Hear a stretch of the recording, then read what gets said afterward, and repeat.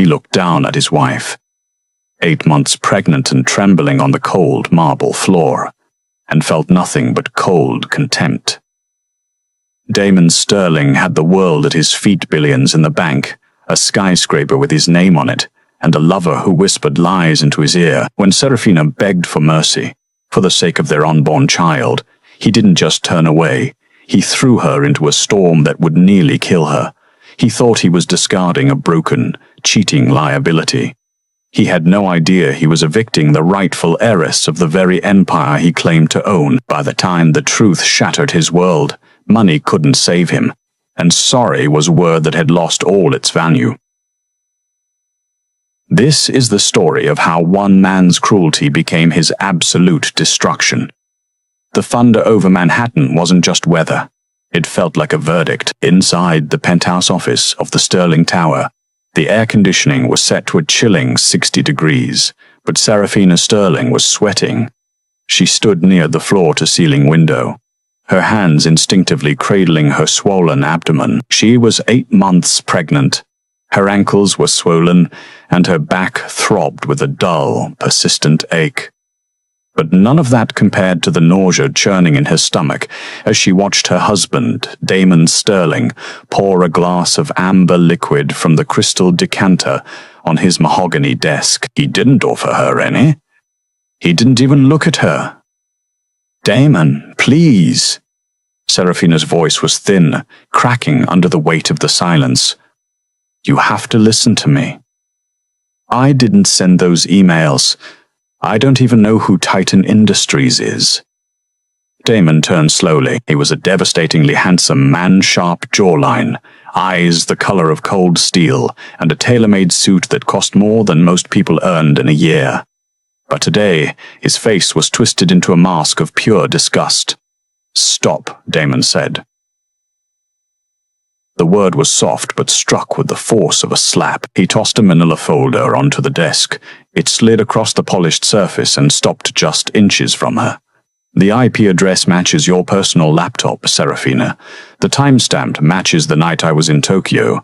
You sold the blueprints for the Helios project to my biggest competitor for, what, $2 million? He laughed, a dry, humorless sound. "I give you a monthly allowance of 50,000. You have black cards. You have jewelry worth millions.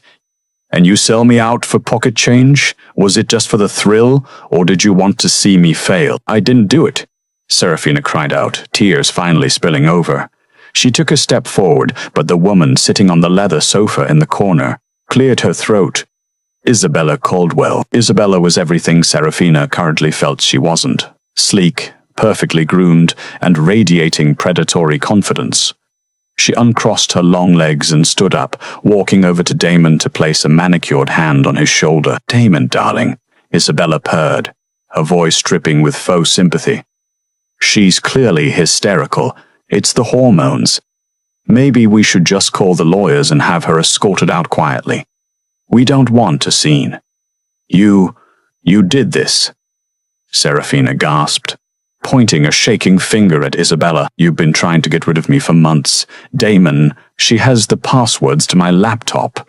She was at the house the night you were in Tokyo, supposedly to pick up files for you."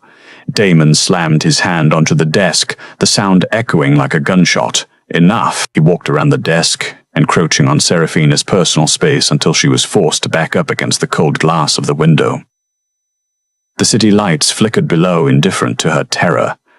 "I trusted you," Damon hissed. "I picked you up from that nowhere town, gave you a life, gave you a name, and you stabbed me in the back." "I am carrying your son," Serafina whispered, looking up into his eyes, searching for the man who had once promised to protect her. "Doesn't that matter?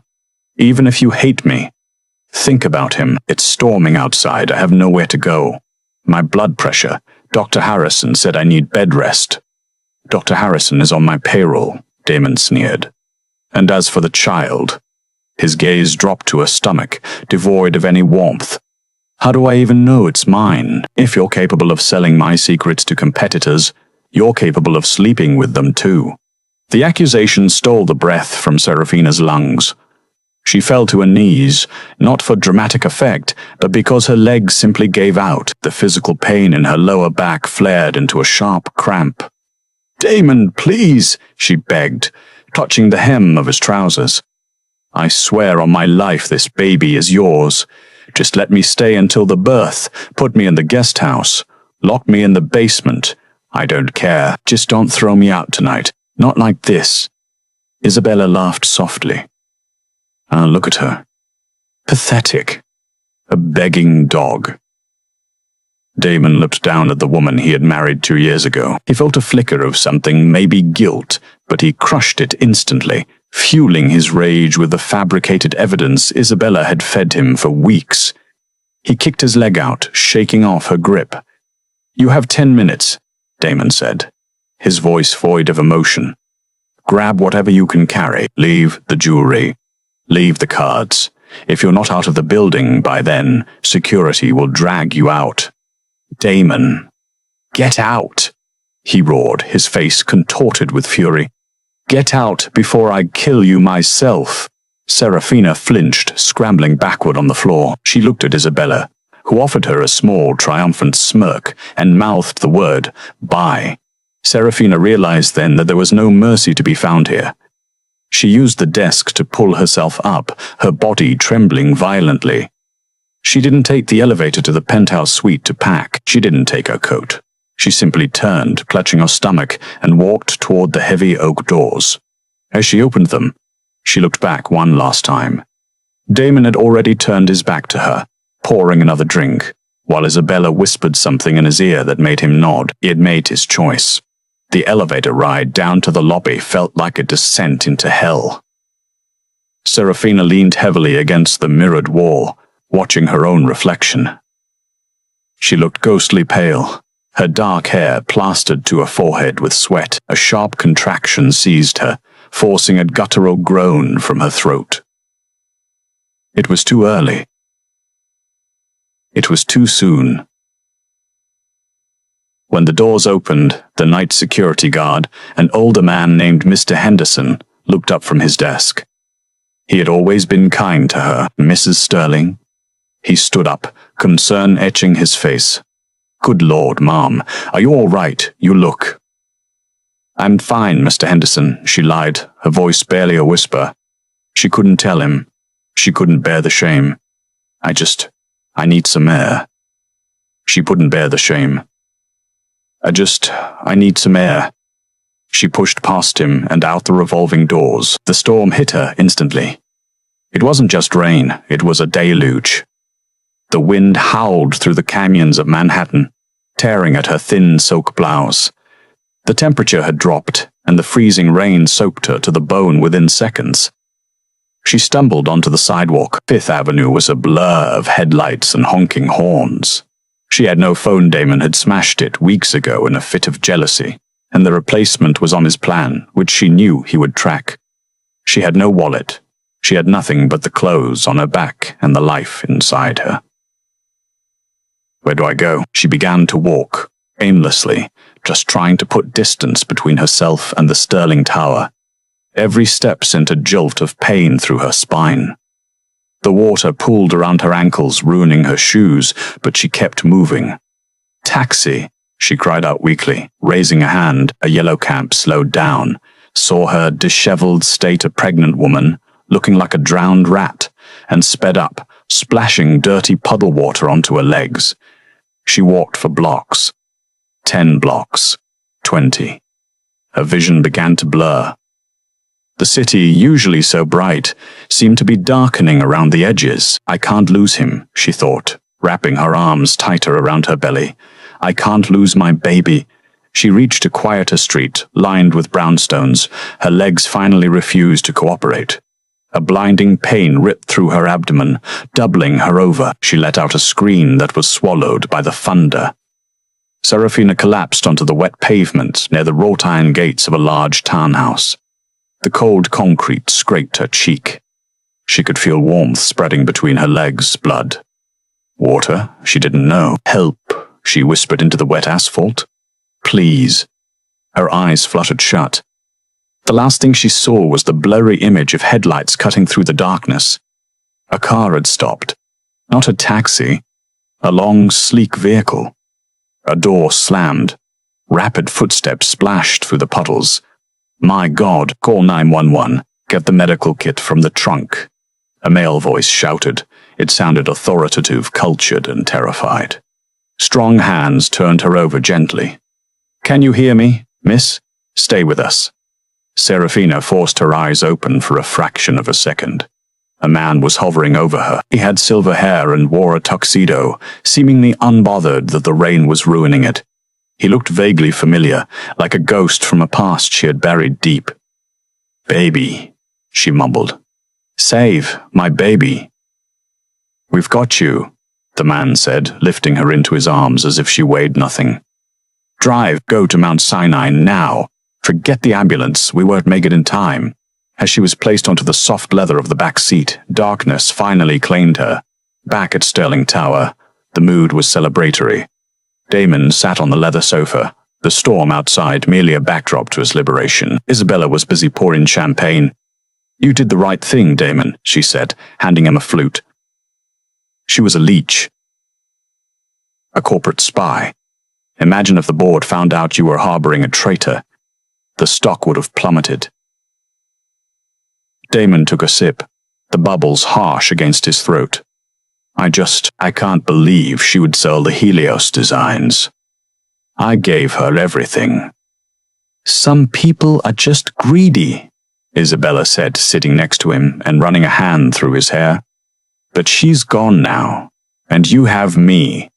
I would never betray you. I've been loyal to Sterling Corp for 5 years. I know the business better than she ever did." "You're right," Damon sighed, leaning back. "It's done. Tomorrow I'll have the legal team draft a statement. Irreconcilable differences. We'll seal the records about the theft to save face." "A toast," Isabella smiled, clinking her glass against his. "To the future. A future without dead weight." "To the future," Damon echoed. But as he drank, he couldn't shake the image of Serafina's eyes wide, terrified and filled with a truth he had refused to see. The next morning, the sun broke through the clouds, casting a deceptive calm over the city. Damon woke up in the penthouse bedroom, Isabella still asleep beside him. He felt a headache brewing, a hangover from the whiskey and the guilt he wouldn't acknowledge.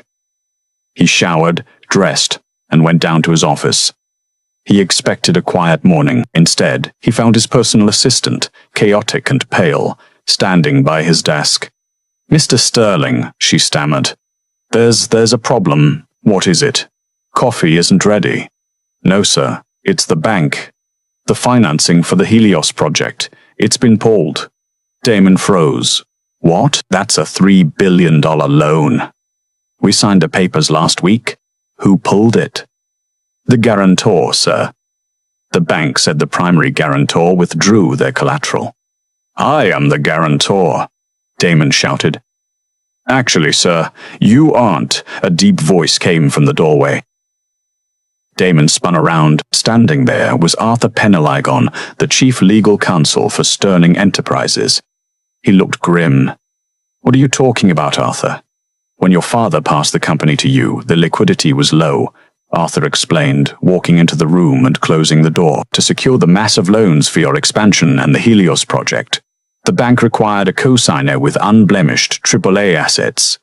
You didn't qualify a loan because of your leveraged debts. So, who signed it?" "Your wife," Arthur said quietly. Damon laughed incredulously. "Serafina, she was a waitress when I met her. She has no assets." Arthur pulled a document from his briefcase. "You never looked into her background, did you, Damon?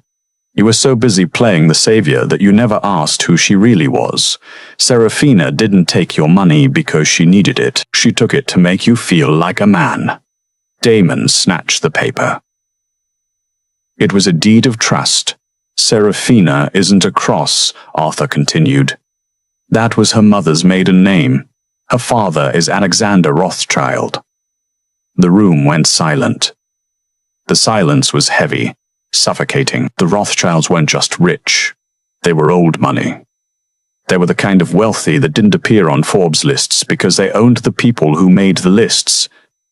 That's impossible, Damon whispered, the blood draining from his face. It is very possible. She estranged herself from her father to marry you because he didn't approve of you. He called you new money trash. She put up her personal trust fund worth nearly $4 billion as collateral for your company. Last night at 3 a.m., a power of attorney was activated. The trust has withdrawn backing. Arthur looked at Damon with a mixture of pity and judgment. The bank just called the loan, Damon. You have 24 hours to pay back $3 billion, or Sterling Enterprises enters receivership. You're broke. Damon staggered back, hitting the edge of his desk. Where is she? Get her on the phone. Tell her it was a mistake. We can't, Arthur said. I tried calling. The number is dead. And, Mr. Sterling, the hospitals. There's a report from the NYPD. What report? Damon's heart hammered against his ribs. A Jane Doe matching her description was found on 74th Street last night.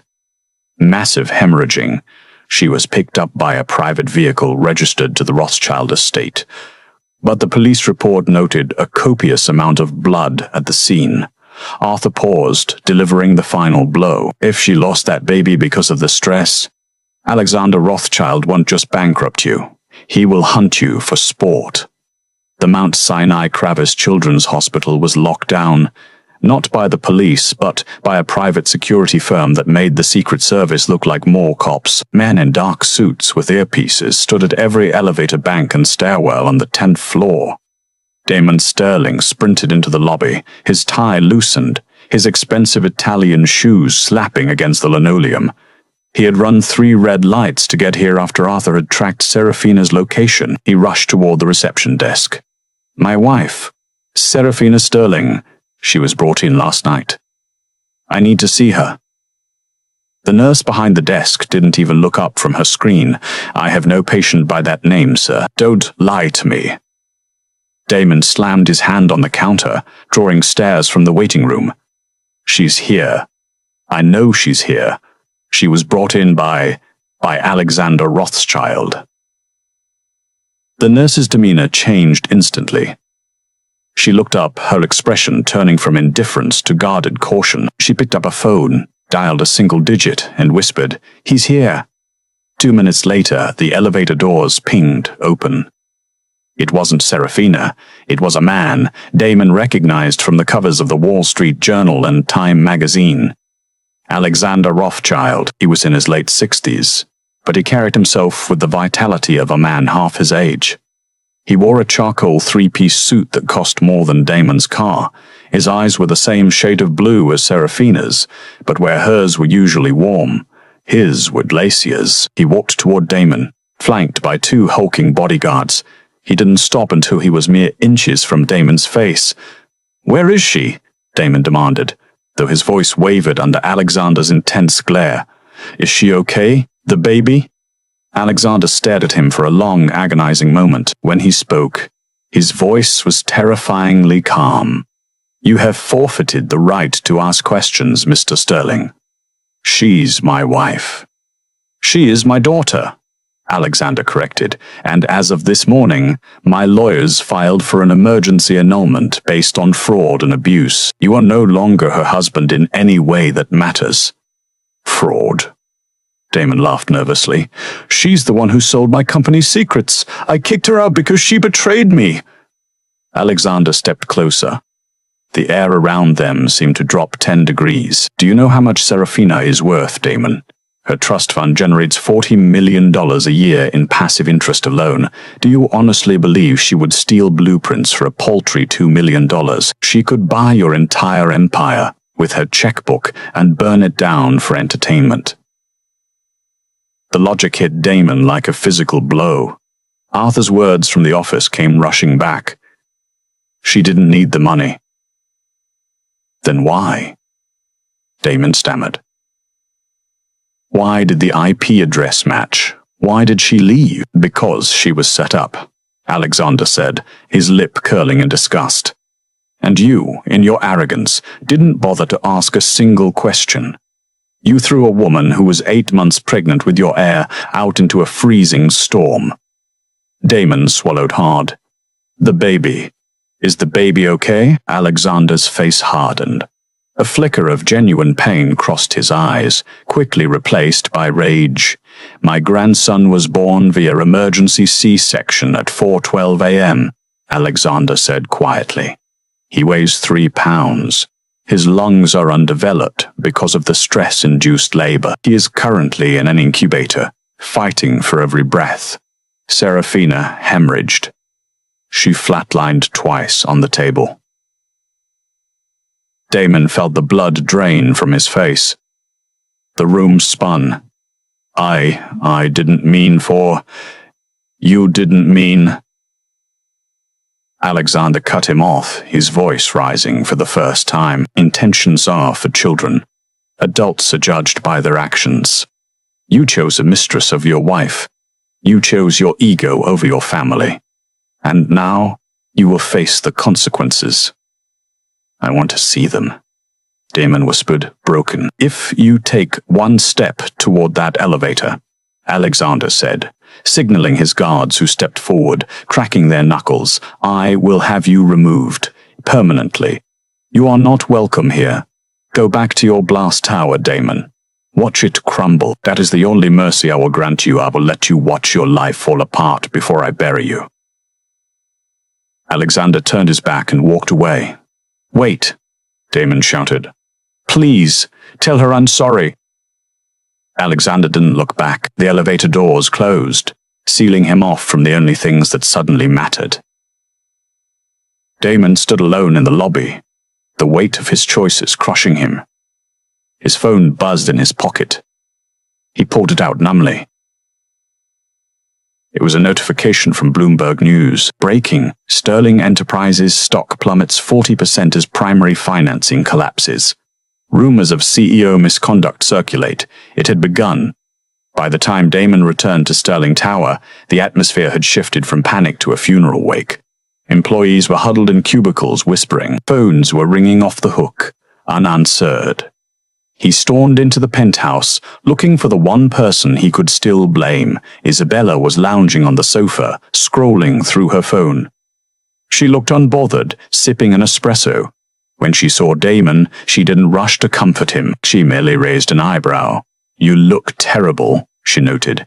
Get up, Damon said, his voice trembling with suppressed violence. Isabella sighed and stood up. What now? Did the little wifey cry to the press? She's a Rothschild, Damon said. Isabella paused. For a split second, her mask slipped a flash of genuine surprise, but she recovered instantly. Who? Serafina, don't be ridiculous. She's a nobody from Ohio. She is Alexander Rothschild's daughter, Damon roared, advancing on her. She was the one financing the company, and you planted that evidence. Isabella chuckled. It was a dark, ugly sound. She walked over to the desk and picked up her purse. Well, I suppose the cat's out of the bag. I didn't think you'd figure it out this fast. I gave you credit for being an idiot, Damon, but not this much of an idiot. Damon froze. What did you say? I said you're an idiot, Isabella smiled, but her eyes were cold. Did you really think I was in love with you? Please, you're arrogant, easily manipulated, and frankly boring.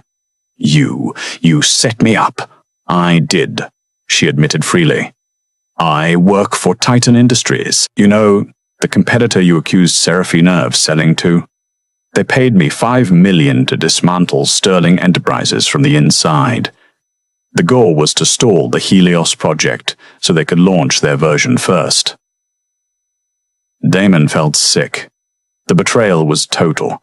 The emails, the IP address, remote access Trojan, Isabella said, checking her nails. I installed it on her laptop months ago. It was so easy. You were so eager to believe she was the villain, because it justified you sleeping with me. You wanted a reason to get rid of her, Damon. I just gave you the excuse. Damon lunged at her, grabbing her by the arms.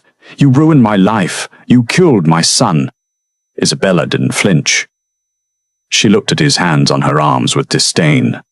Let go of me. or I press charges for assault, and believe me, with your current reputation, the police will lock you up in a heartbeat." Damon shoved her away. She stumbled but caught her balance, smoothing her dress. "I'm leaving now," she said calmly. "Titan has a job for me in London." "Oh, and Damon, don't bother suing. The money I transferred out of your operational accounts this morning is already in the Caymans. Consider it a severance package." "You stole from me?" Damon gasped. "I took what I earned," she said, walking toward the door. She stopped at the threshold, looking back at the shattered man standing in the center of his collapsing empire. "You know the funniest part? Serafina actually loved you. She never told you about her money because she wanted to be sure you loved her, not the Rothschild fortune. She picked you over her father, and you threw her away for a knockoff version." The doors slammed shut. Damon was alone. The silence of the penthouse was deafening. He walked to the window where, just 24 hours ago, he had stood with a drink in his hand, feeling like a god. Now he looked down at the city and felt a terrifying urge to let gravity take him. But he couldn't. Not yet. He had to fix this. He ran to his desk and hit the intercom button. "Arthur, get in here!" Arthur Penhaligon appeared moments later. He looked exhausted. He had likely been fielding calls from the SEC and the bank all morning. "Isabella is gone," Damon said, his voice hollow. "She was a spy for Titan. She framed Serafina. She drained the accounts." Arthur closed his eyes and rubbed his temples. "We need to call the FBI." "But Damon, that won't save the company. The Rothschilds have triggered a liquidity freeze. No bank in the Western Hemisphere will touch us. We can't make payroll next week." "I don't care about the company," Damon shouted, sweeping the crystal decanter off his desk. It shattered against the wall, amber liquid staining the expensive wallpaper. "I care about my wife. I care about my son. How do I fix that?" Arthur looked at him with pity. "You can't fix this with a deal, Damon. You can't fix this with a deal, Damon. You destroyed the trust. The only slim chance you have is to prove you are willing to lose everything to earn her forgiveness. But even then, Alexander will likely never let you near her." "I have to try," Damon said. "I need to get into that hospital. Security is tight. Mossad XRs, you can't just walk in." "I know," Damon said, a dangerous glint entering his eye. "But I built that hospital's new wing 3 years ago. I have the blueprints." Arthur stared at him. "Are you suggesting breaking into a hospital guarded by the most powerful family on Earth?" "I'm going to see my son," Damon said, buttoning his jacket. "Or I'm going to get arrested trying. Either way, I'm not sitting in this tower while my family dies." "Damon," Arthur warned, "if you do this, there is no coming back." "I'm already gone," Arthur warned. "If you do this, there is no coming back." "I'm already gone, Arthur." Damon grabbed a heavy flashlight from his emergency kit and headed for the service elevator. He was done being the CEO. He was done being the businessman. Tonight, he had to be something he hadn't been in years, a desperate man with nothing to lose. The rain had returned, harder than before. Damon parked his car 3 blocks away from Mount Sinai. He wore a maintenance jumpsuit he had swiped from the janitorial closet at Sterling Tower and a baseball cap pulled low. He moved through the shadows, avoiding the main entrance where the media vans were already setting up camp. The story of the Sterling collapse was leaking. He circled around to the loading dock. A delivery truck was just exiting. As the heavy steel gate began to roll down, Damon sprinted. He slid under the closing gap, the metal teeth missing his heels by inches. He was in. He navigated the basement corridors by memory. Service elevator 4 goes directly to the NICU supply closet. It was a design flaw he had noted during construction, but never fixed to save costs. The irony wasn't lost on him. He reached the elevator and swiped a stolen maintenance card. The light turned green. As the elevator rose, Damon's heart hammered against his ribs. He wasn't praying for the company. He wasn't praying for his reputation. He was praying that the tiny heartbeat he had ignored for 8 months was still beating. The doors opened onto the 4th floor. The NICU. It was quiet, save for the rhythmic beeping of monitors. The lights were dimmed. Damon stepped out cautiously. He saw the security guards at the main station, drinking coffee. He hugged the wall, moving toward the high-risk isolation unit. Room 402. The name on the digital display made his knees weak. Baby boy Sterling Rothschild. They had hyphenated it. They hadn't erased him completely. Not yet. Damon slipped into the room. It was warm inside, filled with the hum of machinery. In the center of the room was a clear plastic incubator. Damon approached it slowly, terrified of what he might see. Inside lay a tiny, fragile creature. Wires were taped to his translucent chest. A tube ran down his throat. He was so small, fits in the palm of your hand, small. His skin was reddish and wrinkled, but his chest was rising and falling. "I'm sorry," Damon whispered, tears streaming down his face, blurring his vision. He reached out a hand but stopped before touching the plastic. "I'm so sorry, little one. I didn't know. I should have known. He has your chin." The voice came from the shadows in the corner of the room. Damon froze. He turned slowly. Sitting in a wheelchair, hidden by the dim lighting, was Serafina. She looked terrible, pale as a sheet, dark circles under her eyes, an IV drip connected to her arm. She was wrapped in a thick blanket. "Serafina," Damon breathed. He took a step toward her, but she held up a hand. "Don't," she said weakly. Her voice wasn't angry. It was just tired. Bone-deep tired. "My father's guards are outside. If I press this button, they will come in here and break every bone in your body. I had to see him. And you saw him," she said, looking at the incubator. "He's fighting for his life because his mother was thrown out into a storm. Because his father decided a lie was more convenient than the truth." "I know about Isabella," Damon said hurriedly. "I know she framed you. I know I was a fool. I fired her. I'm destroying her. I don't care about the money, Serafina. I don't care about the company. I need you to know that I love you." Serafina looked at him, her eyes sad and old. "Love isn't what you say, Damon. It's what you do. You didn't trust me. You didn't protect me. You humiliated me." She wheeled herself slightly closer to the incubator. "My father wants to destroy you. He wants to buy your debt and foreclose on everything you own.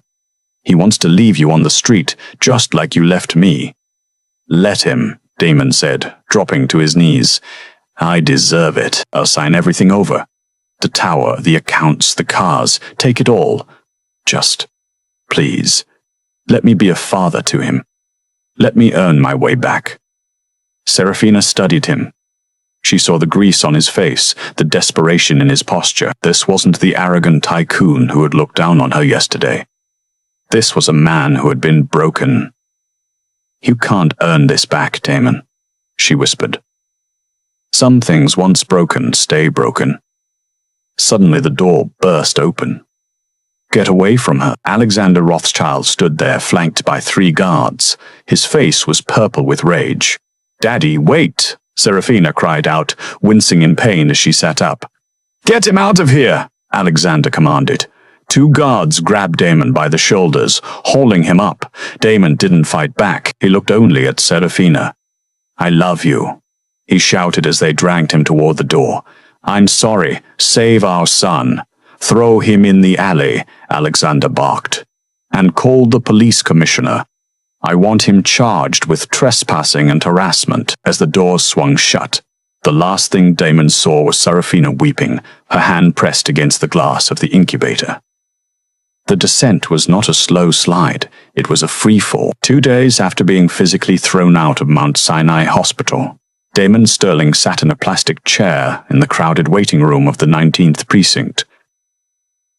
He wasn't wearing his bespoke suit anymore. It had been seized as evidence of his trespassing and replaced with a grey sweatsuit provided by his lawyer, Arthur Penhaligon. Arthur looked weary. He placed a briefcase on the table between them. "I managed to get the harassment charges dropped," Arthur said, his voice flat. "Alexander didn't want Serafina to have to testify. He wants to protect her privacy more than he wants to see you in Rikers Island. But Damon, that's the only good news." Damon rubbed his face. He hadn't shaved in 3 days. "Tell me." "The banks have foreclosed on everything. The penthouse is being padlocked as we speak. Your personal accounts have been frozen by the IRS pending an audit triggered by the anonymous tip about the missing funds Isabella stole. You have zero liquidity." "And the company?" Damon asked, though he already knew the answer. "Sterling Enterprises is gone," Arthur said gently. "The board voted this morning. They accepted a hostile takeover bid to save the stock from being delisted." "Who bought it?" Arthur hesitated. Titan Industries bought the assets, but the real estate portfolio, the Sterling Tower itself, was purchased by a private holding company. "Rothschild," Damon whispered. Arthur nodded. "He bought the building for pennies on the dollar. He plans to strip your name off the facade tomorrow morning. He's going to turn it into the new headquarters for the Rothschild Foundation." Damon let out a hollow laugh. It was over. The legacy his father had built, the empire he had sacrificed his marriage, for it was all dust. "I have one more thing," Arthur said, sliding a thin envelope across the table. "I'm resigning as your counsel, Damon. I can't represent you anymore. The firm is distancing itself. This is a check for the retainer balance. It's about $5,000. It's all you have left in the world." Damon stared at the envelope. $5,000. He used to spend that on a single dinner. Now it was his lifeline. "Arthur," Damon said, looking up at the man who had been his father's friend, "thank you for trying." Arthur stood up, buttoning his coat. He looked at Damon with a mixture of disappointment and sadness. "You were a good man once, Damon. I hope you find him again. I hope you find him again, but don't go back to that hospital. Alexander wasn't bluffing. Next time, you won't walk out." The next few weeks were a blur of humiliation. The media feasted on the carcass of Damon's life. The New York Post ran the headline, "Starling Silver, more like rust." They printed photos of Isabella partying on a yacht in the Mediterranean, captioning it with details of her whistleblower payout, while Damon was photographed leaving a pawn shop where he had sold his Rolex. He couldn't stay in Manhattan. The city felt like a prison of memories. Every corner reminded him of the life he had torched. He took a bus to Queens. He found a run-down motel in Long Island City that charged by the week. The room smelled of stale smoke and mildew. The wallpaper was peeling, and the sirens outside never stopped. For the first month, Damon did nothing but drink cheap whiskey and stare at the ceiling. He wallowed in self-pity. He hated Isabella. He hated Alexander. He even hated Alexander.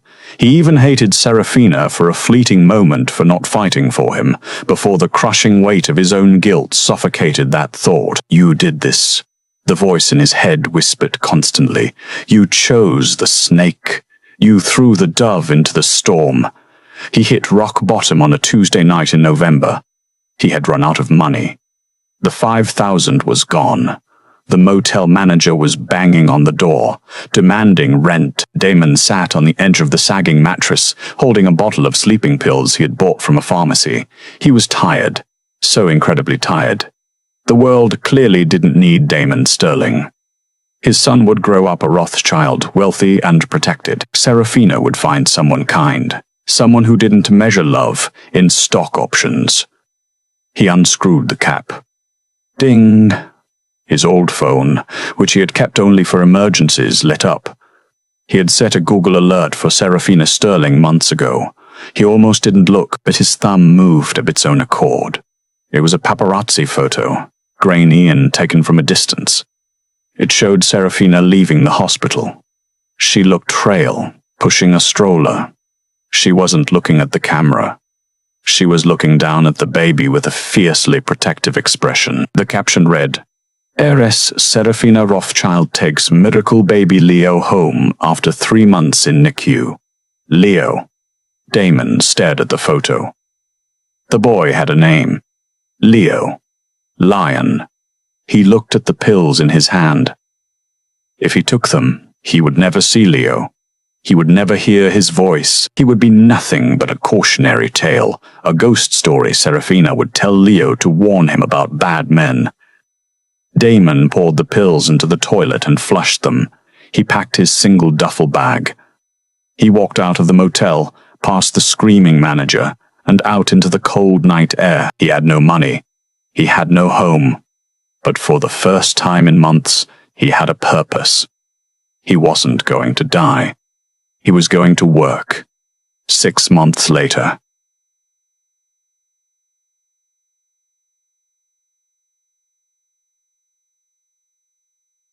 The sun beat down on the construction site in the Bronx. It was a massive residential project, a block of affordable housing rising from the concrete. The air was thick with dust and the sound of jackhammers. Hey, new guy, stop dreaming and haul that cement.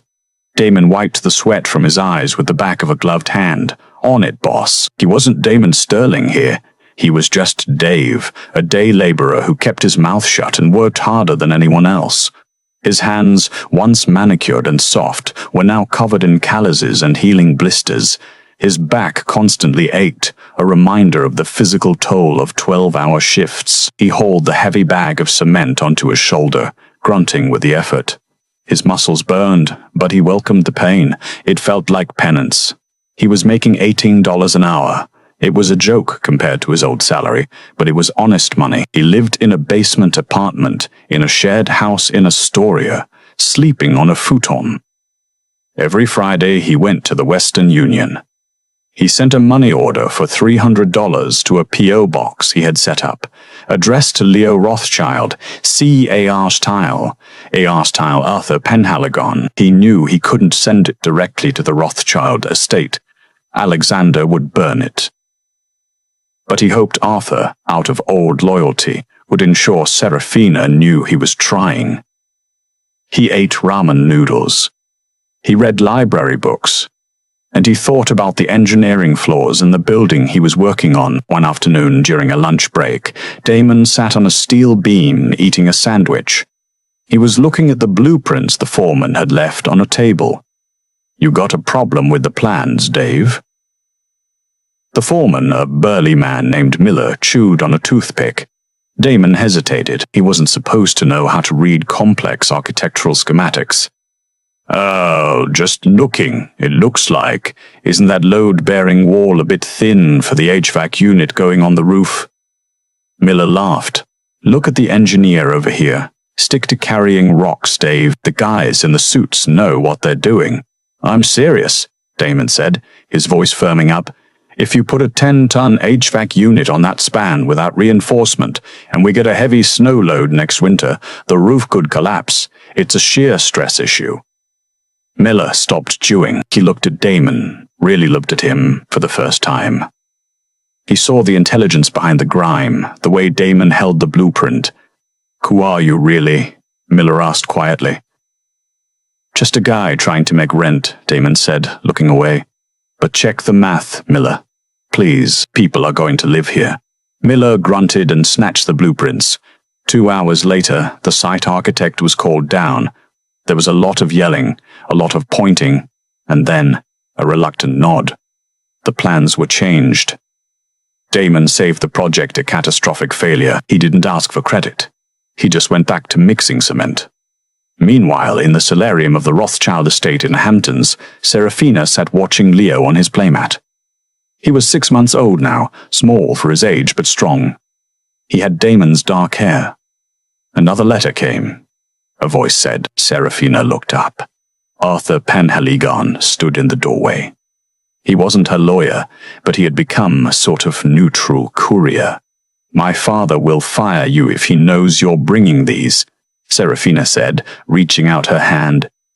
Your father can't fire me. I'm retired. Arthur smiled. And besides, the boy has a right to know his father exists. He handed her a plain white envelope and a money order for $300. Serafina looked at the money order. It was pathetic, really. A drop in the ocean compared to the trust fund Leo had. But she ran her thumb over the signature. The handwriting was shaky, jagged, the handwriting of a man whose hands were tired from physical labor. She opened the letter. Dear Serafina, don't expect you to read this. I don't expect forgiveness. I just want you to know that I am working. I am sober, and every day I wake up trying to be a man worthy of the son I abandoned. I saw a picture of him. He is beautiful. He looks like you. Enclosed is child support. It is 40% of my paycheck this week. I know you don't need it, but I need to send it. A father provides. I will not come near you. I will not disturb your peace. But I am out here, and I am changing. D. Serafina felt a lump in her throat. She had spent months hating him. She had screamed into a pillow, cursing his name. But this was different. The Damon she knew would have sued for custody. He would have gone on TV to cry about his victimhood. This Damon was silent. He was suffering. And he was trying. He's working construction, Arthur said quietly. In the Bronx. 60 hours a week. He lives in a basement. Good, Serafina said, wiping a tear. He needs to know what real life is. He saved the site from a structural collapse yesterday, Arthur added. Didn't ask for a raise. Just did it. Serafina looked down at Leo, who was gumming a soft toy. Keep the letters. Serafina looked down at Leo, who was gumming a soft toy. Keep the letters, Arthur. Put the money in a savings account for Leo, but don't tell Damon I'm reading them. Why not? Because, Serafina said, her eyes hardening slightly. He broke me, Arthur. Fixing a roof doesn't fix a marriage. He has a long way to go before I even consider letting him see Leo. The turning point came in December. Damon had been promoted to site foreman. He was still living in the basement, saving every penny. He had heard rumors that Titan Industries, the company Isabella worked for, the company that had destroyed him, was bidding on a massive city contract to renovate the subway tunnels. Damon knew Titan's playbook now. They cut corners. They bribed inspectors. If they got the subway contract, they would endanger millions of commuters. He was at a diner reading the paper when he saw the announcement. Titan Industries unveils plans for Manhattan Transit overhaul. And there, in the photo, standing next to the mayor, was Isabella. She looked glamorous, triumphant. Damon felt the old rage flare up, but he tamped it down. Rage was useless. Action was what mattered. He needed to stop them, not for revenge, though that would be sweet, but because he knew the steel supplier Titan used. He knew because he had used them in his early days, before he knew better. Their steel was high in sulfur, brittle in cold temperatures. He had to get the proof, but to get the proof, he had to go back into the world he had left. He had to sneak into the Titan Gala being held that Friday night. He didn't have a suit. He didn't have an invitation, but he had a hard hat, a reflective vest, and the knowledge of every service entrance in the city. Damon stood up, leaving a tip on the table. It was time to crash a party. The Pierre Hotel ballroom was a sea of diamonds, tuxedos, and hollow laughter. The Titan Industries Gala was the event of the season. At the podium, Isabella Caldwell stood in a shimmering red gown, basking in the applause of the city's elite. We are building a future that is stronger, safer, and faster, she announced, raising a glass. Behind her, a massive screen displayed renderings of the new subway tunnels. With the mayor's support, Titan will redefine New York. In the back of the room, near the kitchen service doors, a man in a waiter's uniform adjusted his collar. Damon Sterling hadn't shaved his beard, but he had trimmed it. He looked rugged, older, and dangerously focused. He held a silver tray, but instead of champagne, it held a stack of documents he had retrieved from his old encrypted cloud server files he had saved from his early dealings with Titan's suppliers. files that proved their steel was chemically unstable at freezing temperatures. He moved through the crowd. He saw former friends who looked right through him. He saw bankers who had foreclosed on his home. He didn't care. His eyes were locked on Isabella. As Isabella finished her speech and the mayor stepped up to shake her hand, Damon walked onto the stage. Security moved to intercept him, but Damon's voice rang out, projected by the microphone he snatched from the podium stand. "Don't sign that contract, Mr. Mayor." The room went dead silent. Isabella's smile vanished. She squinted against the spotlight. "Security. Get this vagrant off the stage." "You know me, Isabella?" Damon said, his voice steady. He turned to the crowd. "I am Damon Sterling. And yes, I am a disgrace. I lost my company. I lost my family. I am nobody." Murmurs rippled through the room. Phones were raised, recording. "But I know how Titan builds," Damon continued, slamming the documents onto the podium. "They are using grade 4 recycled steel for the tunnel supports. It contains high sulfur content. In the winter, when the ground freezes, that steel becomes brittle. If you let them build those tunnels, they will collapse within 5 years, and thousands of people will die." "He's lying!" Isabella shrieked, her composure cracking. "He's a bitter, bankrupt ex-husband trying to sabotage me." "Check the manifest," Damon said, looking directly at the mayor. "The supplier is Vulcan Steel. I used them once on a warehouse in Jersey. The roof caved in 3 months later. I paid for it. I learned. Titan knows this. They are choosing profit over lives." Isabella lunged for him, her nails aiming for his face, but 2 uniformed police officers stepped onto the stage, not to arrest Damon, but to intercept her. From the front row, a slow clapping began. Alexander Rothschild stood up. He walked to the stage, his cane tapping rhythmically. He picked up the documents Damon had slapped down. He adjusted his glasses, read the top page, and looked at the mayor. "These are authentic," Alexander announced, his voice carrying the weight of billions.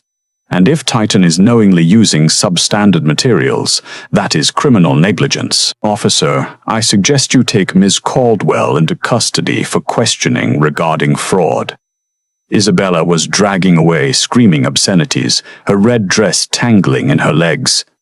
The Queen of Titan was finished. Damon didn't stay to watch her fall. He felt no joy, only exhaustion. He turned to walk off the stage, back toward the service exit. "Damon." He stopped. Alexander was standing there. The old man didn't smile, but the glacier in his eyes had thawed, just a fraction.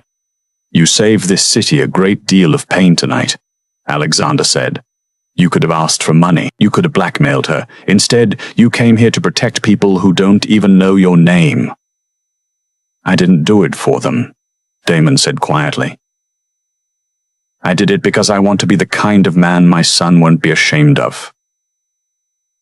Alexander nodded slowly. "My car is outside. Get in. I have a shift at the site tomorrow, Alexander." "I can't." "Get in the car, Damon." The ride was silent. The limousine wound through the streets, but instead of heading to the Bronx, it headed toward the Upper East Side. It pulled up to the curb of a familiar brownstone. Damon's breath hitched. "Why are we here?" "Go inside," Alexander said, staring straight ahead. Damon walked up the steps, his heart pounding harder than it had on the stage. He rang the bell. The door opened. Serafina stood there. She held a sleeping baby in her arms. She looked beautiful, stronger than he remembered, but her eyes were guarded. "You made the news," she whispered. "My phone has been blowing up. They're calling you a hero." "I'm not," Damon said, afraid to step over the threshold. "I'm just a guy who knows about bad steel." He looked at the bundle in her arms. "Is that?" "This is Leo," she said. She stepped back, leaving the door open. An invitation. Damon stepped inside.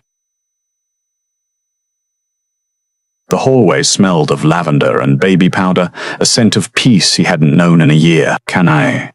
He held out his rough, calloused hands, then pulled them back, ashamed of the dirt under his fingernails. "I'm dirty.